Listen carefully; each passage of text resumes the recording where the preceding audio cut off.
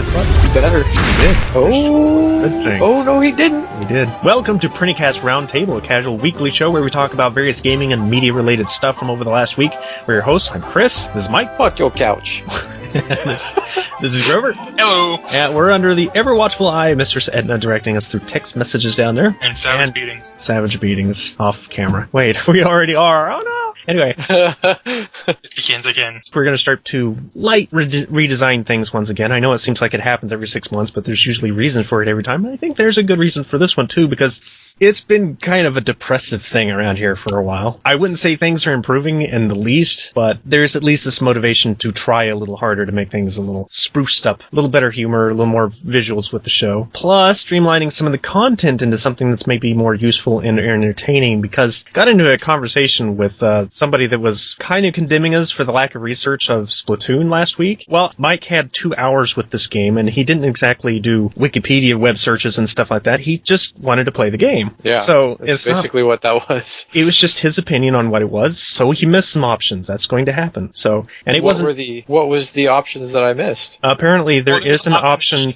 Yeah, you don't have to use the motion controls. Okay, that's good, because that wasn't relayed to me at all over the little demo thing that I got, and I had said, hopefully, that you can do that. I didn't say for sure. And the majority of it was your opinion. We are not a news show. And I have said it several times that we're probably nobody's major source of news information, and I got to thinking, why are we doing game news? If somebody that just gets their news from somewhere else, and then we relay that news to people that already know it, then what's the point? So, if we don't have anything particularly to add to a news story, I don't see the point of us mentioning it anymore. Unless we start doing the news desk again, in which case, definitely. But that's the thing. That's the thing that kills the news. Like, we bounce through the news, and I want to sit there and chatter about it. Mm-hmm. So, I actually was all prepared with a bunch of game news stuff, and I thought, you know what? There's a better way to do this. And it is a roundtable, so it's supposed to be about discussion. It's going to be easier for us, because there's less to prepare for. Just the specific stories we have actual interest in. So that works for me, I think. Yeah, I like that. Me, sure. Not to mention, it also kind of covers our basis that when we talk about rumors, we can actually have an opinion on those. But there was another reason I wanted to start into redesigning the show again. Olin Rogers, who I love that guy. He's kind of my sort of humor. I'm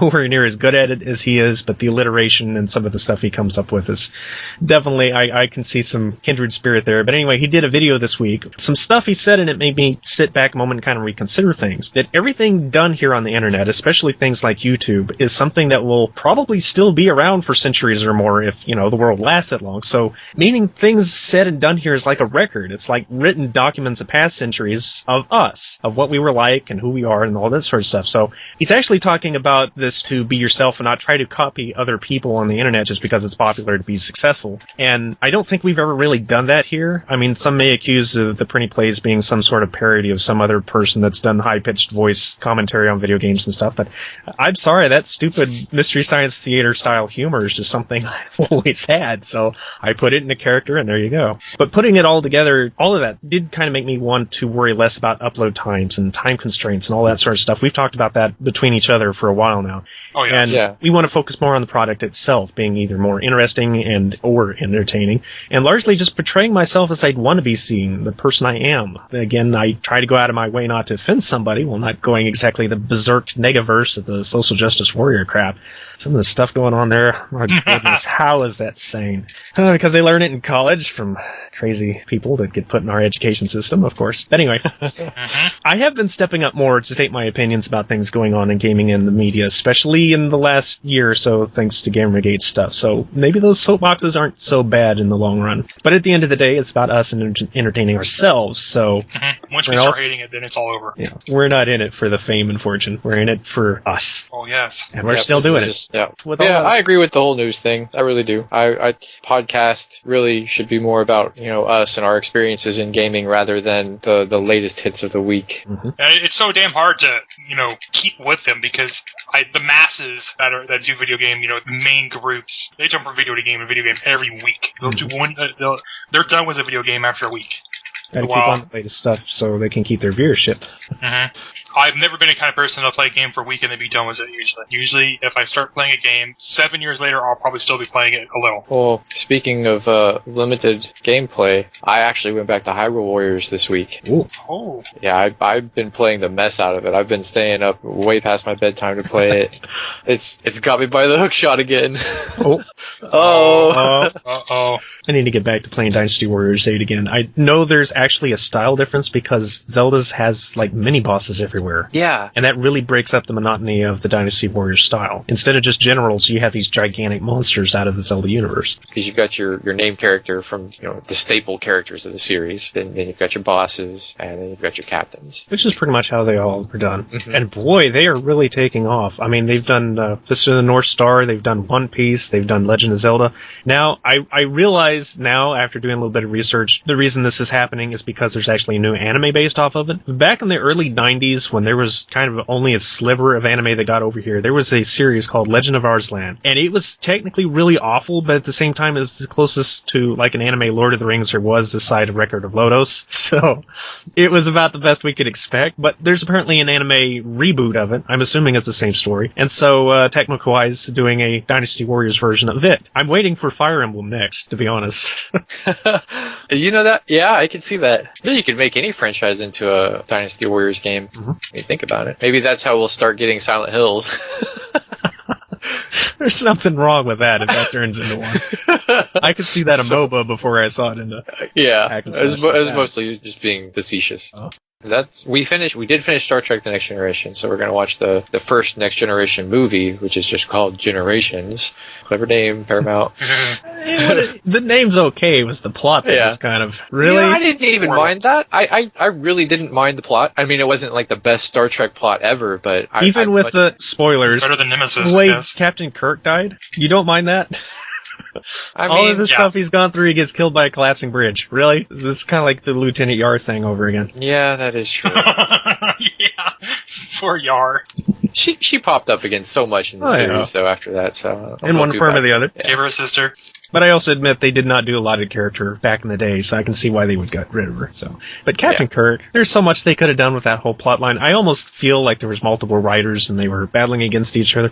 Maybe it was during one of the writer strikes, for all I know. I know that Nimroy read the script and said he wouldn't do it. He refused flat out. Yep. So that right there, if he's like no, then you know that something's bad. Because he did the new Star Trek and it was good. Mm-hmm. Yeah, he did all kinds of stuff, and if he refuses to do something, there's usually a very good reason that he sees a humongous flaw. Well, did is the word now, him being gone. Hey, it could have been worse. I mean, Nemesis is way worse than Generations. Nemesis has his problem, but it was at least more exciting and interesting than Generations was. The only thing Generations had going for it was Picard and Kirk. And that is a Generation movie. I think Nemesis was really kind of interesting. It was. With that being the way that, weird. you got Guinan and everything. Yeah, but her abilities has always kind of been in question because it never seems to work the same way twice. It's whatever's convenient for the episode, or the movie in this case. I didn't like how she was completely absent from the series finale. Who?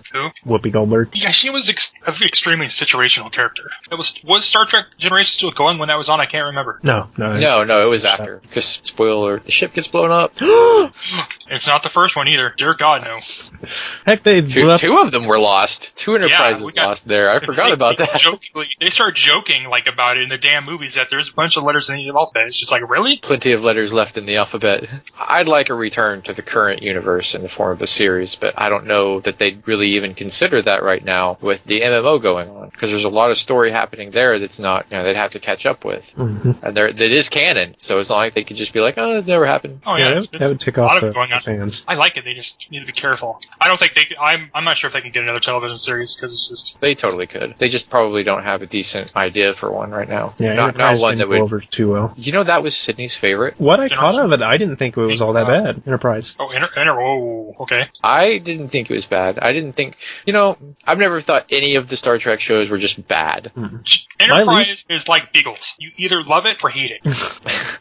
I mean, I don't see anybody say that it was okay, but I didn't like this. They're like, I love that show or I hated that show. I think it also depends on how much of a Trekkie you are. If you're hardcore, I can see why you would hate it because they did a lot of creative licenses that changed things. And I think that probably might have ticked off some of the hardcore crowd. Yeah, I did. Me, the worst thing I could say of it is I kept trying to look for an excuse to do a Ziggy joke with Dean Stockwell.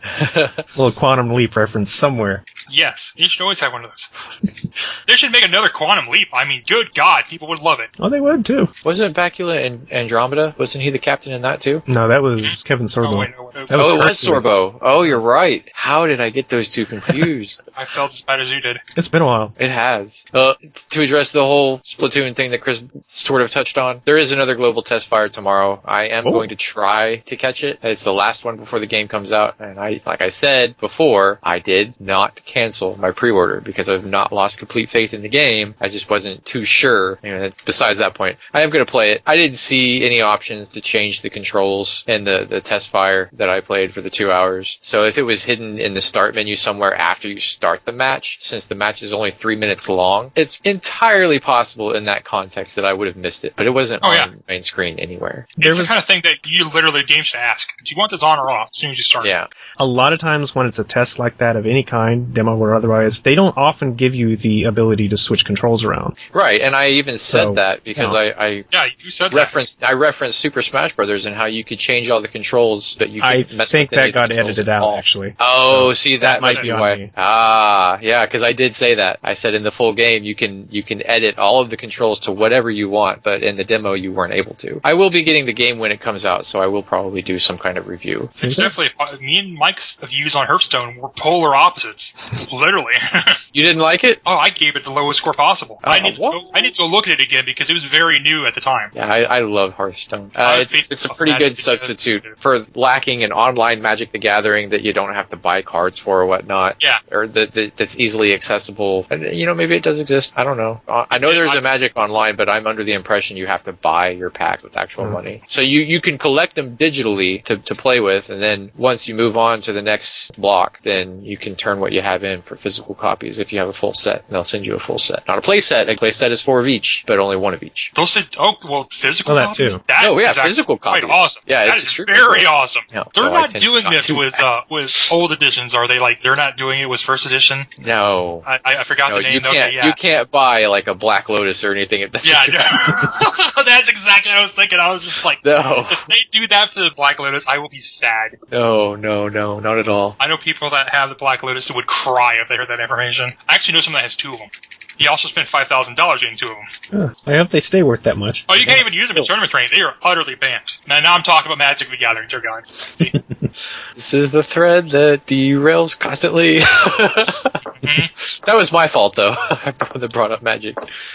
But yeah, Hearthstone. I love Hearthstone. Yeah, I gotta try it again. Blizzard hasn't really released a game that I've just not liked. I love Heroes of the Storm. I much prefer it over League of Legends, simply because I'm not very good at League of Legends, so it's really, really bad for me to sit there stuck in the same game for an hour. So I actually sat down with kind of like a review of Heroes of the Storm, and he kind of sold me on it a little bit. Now that it's in open beta, I'm tempted because it has like 3 different bot modes. It's a really fun game. Is the community good? That's all I care about usually. Blizzard actually did something kind of interesting with it. There's a lot of options to cut off both the enemy chat and even ally chat, so you don't even have to listen to anybody. The way the game is set up, because it's more about accomplishing goals than actually trying to rack up kills, because you share everything. Every enemy you killed, even when you make an assist, everybody's getting the same amount of points. Yeah. Oh, that's awesome. So you're not competing against your own team. Now, granted, that dumbs it down incredibly, and especially since you don't buy items or anything, that you're just choosing what perks you want on your own special abilities. But in the long run, I don't mind that the metagame's taken out of it. That makes it far less toxic. Like, it makes the matches a lot faster too. Yeah, it's one of the reasons that Mike liked it so much. Is you don't have to spend 45 minutes on a match you may not even win. Yeah, most matches are between 15 and 25 minutes, and it's typically more towards the 15 to 20 minute mark. But there are some that go over that. Yeah, I'm not sure if it's because the characters are so much bigger than they are in League. Maybe the camera is just zoomed in a lot farther than it is in League. It does seem to be, yeah. But the maps feel smaller because of it. Whatever the reason is, the maps feel smaller. So it's a lot easier to keep an eye on where people are. It's really easy to spot people. You don't lose them in the mobs of minions that they can hide behind. Yes, that's the problem I They're always had. huge. Misclicking was always a serious problem I had in League of Legends. Yeah, I ended up fixing that by turning on Always Smartcast. That solved a lot of problems. Interesting. Do you guys have cursor blindness? And I've asked other people, what does this mean? It means that the cursor's right in front of you, but there's so much going on that you can't see it, and it takes you a couple seconds to refocus. Yes. You're dead when it happens. Okay, thank God, I'm not the only one. You are not, because that happens to me in raids sometimes. Like, it's just like, where's the cursor? Where's the cursor? And then you're dead.